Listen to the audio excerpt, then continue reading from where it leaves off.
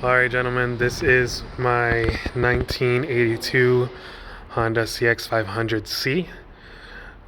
This is my first bike. Barely learned how to ride last year. Love this thing. Have been considering buying just a brand new bike, but I just really love this thing. It's a fun bike to ride, so I would love to get this up and running again. Um, Basically, what ended up happening is that the bike had been sitting for a couple months through some bad weather.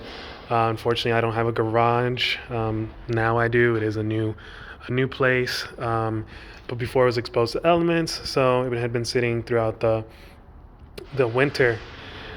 And please excuse the mess here. I have been trying to work on this, trying to figure out what's wrong. So, as you can see, the previous owner did do some work, so it's not standard. They did try to make it into a cafe racer. But I guess to address the issue at hand is that the battery had died because it had been sitting for a while, like I said, and I charged the battery up. As you can see, it is a lithium-ion battery, I believe. So what ended up happening is, and it's such a rookie mistake, I think I was just very excited to get back on my bike after months of not riding. But what I believe happened is that I switched the battery up. So essentially, this is usually the positive end and the negative. So I think I put in the battery backwards. So the positive was here, negative was here. So when I went to go put the negative, I put it on the positive side and vice versa. So while I was doing that, the positive end did touch the frame before I plugged it back in. So there was a spark.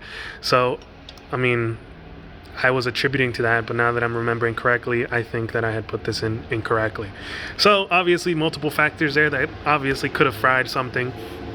But as you can see, the positive line is right here, and it's connected directly to the solenoid. To my understanding, there is supposed to be a main fuse somewhere along the lines that goes connected to the solenoid. But as you can see, this is how it was. This is an aftermarket solenoid that I bought at my local AutoZone, but that is only due to the fact that it would take a long while to get the OEM part. But I just wanted to replace the solenoid in case it had fried, since it was connected directly, if it had fried or short-circuited, or however you guys want to refer to it. And I just bought this in the interim to see if it worked. It did not. So then I went ahead and just tried to test all the connections by completing a circuit or using a tester. I honestly had a buddy come out and help me. I'm just know nothing about bikes, but obviously it was a little tester that lit up if there was a current. So the connector that goes to this piece right here, that connected it to the loom, when we tested each little individual socket, I guess, or little connector pins in here, when there was a certain one touched, this would turn on, which was the big issue. Once all this happened, when I turned the key, nothing turned on anymore. Nothing happens whenever I put the key to turn it on and off. So that's the issue at hand.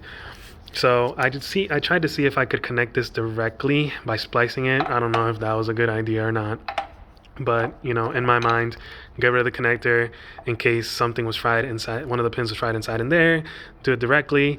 But nothing happened. I was doing it by myself. I don't have a setup where I can put the bike or have my equipment out, so I just work with what I got. Again, no main fuse, which is what a lot of you were suggesting or implying. That's probably the best that I can explain it at the moment. I wish that my camera was a little bit better and would focus a little bit better. But this is kind of the setup that we're running here. Everything's unplugged right now just because I was looking for that main fuse, but again, nothing is there. So If any additional help or any additional input that you guys may have, or after seeing this video, if you guys have any other ideas of what I should search for or how I should proceed, definitely let me know. Any help is appreciated. Again, 1982 CX500. Love this thing, and I would love to get back on it. Thanks, fellas.